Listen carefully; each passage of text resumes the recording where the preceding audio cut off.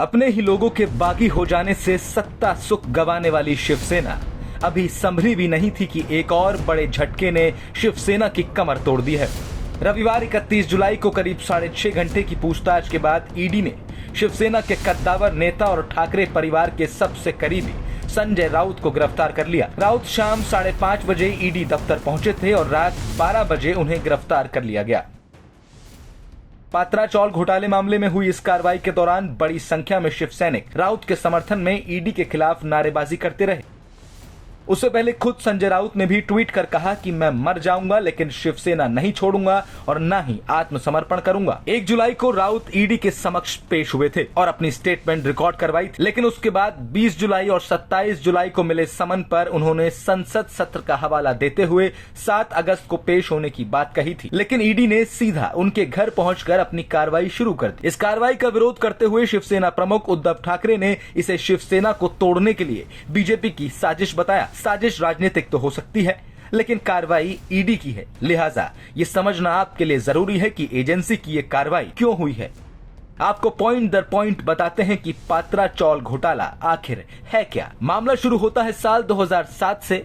2007 में जब महाराष्ट्र में कांग्रेस की सरकार थी और मुख्यमंत्री थे विलासराव देशमुख, तब Maharashtra housing and development authority द्वारा गुरु आशीष कंस्ट्रक्शन प्राइवेट लिमिटेड को पात्रा चौल के पुनः निर्माण का काम सौंपा गया। गुरु आशीष कंस्ट्रक्शन प्राइवेट लिमिटेड के डायरेक्टर राकेश वाधवन और सारंग वाधवन है। कंपनी को चौल के 672 घरों को पुनर्विकसित करने के साथ साथ 3000 फ्लैट्स बनाने थे, लेकिन गुरु आशीष कंस्ट्रक्शन ने पात्रा चौल की कुल 47 एकड़ जमीन 9 अन्य बिल्डरों को 901 करोड़ रुपए में बेच दी। साथ ही साथ वहां एक प्रोजेक्ट भी लॉन्च कर दिया, जिसके तहत कुल मिलाकर 138 करोड़ रुपए की बुकिंग राशि भी खरीदारों से ले ली। दोनों राशियों को अगर मिला दें तो 1039 करोड़ रुपए से ज्यादा का घोटाला सामने आता है। घोटाले की रकम बाद में अपने अपने सहयोगियों को ट्रांसफर कर दी गई। कहां कहां से जुड़े हैं घोटाले के तार, अब आप ये समझिए। साल 2018 में Maharashtra housing and development authority ने prevention of money laundering act के तहत एक केस दर्ज कराया। जांच के दौरान सामने आया कि HDIL नाम की एक कंपनी ने करीब 100 करोड़ रुपए प्रवीण राउत के खाते में जमा करवाए थे। गुरु आशीष कंस्ट्रक्शन प्राइवेट लिमिटेड HDIL की ही सिस्टर कंपनी है। 100 करोड़ की रकम बाद में अलग अलग खातों से अपने करीबियों, परिवार के सदस्यों और व्यावसायिक संस्थानों को भेज दी गई।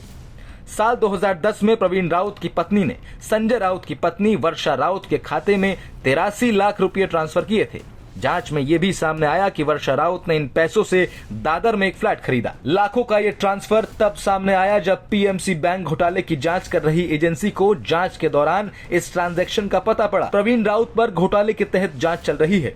ईडी का कहना है कि जांच शुरू होने पर वर्षा राउत ने 55 लाख रुपए माधुरी राउत को ट्रांसफर किए। प्रवीण राउत, जिन पर बैंक घोटाले का भी मुकदमा चल रहा है, उन्हें संजय राउत का करीबी कहा जाता है। प्रवीण राउत की पत्नी और संजय राउत की पत्नी एक कंस्ट्रक्शन कंपनी में साझेदार भी हैं। जांच में यह भी सामने आया कि संजय राउत की पत्नी वर्षा राउत ने इस कंपनी में महज 5,625 रुपए लगाए और बदले में उन्हें 12 लाख रुपए मिले।